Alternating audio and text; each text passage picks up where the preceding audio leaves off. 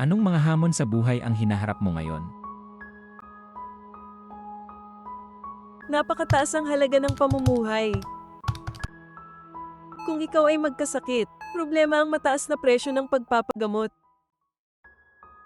Kung maaksidente ang breadwinner, paano na ang pamilya?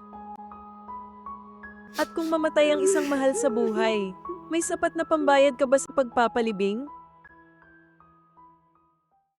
Panoorin alinman sa mga video na ito para malaman kung ano-anong S7 solution ang makakatulong sa iyo. Solusyon para sa mataas na halaga ng pamumuhay. Solusyon para sa mataas na halaga ng pagpapagamot. Solusyon kung maaksidente ang breadwinner. Solusyon para sa mahal na presyo ng pagpapalibing.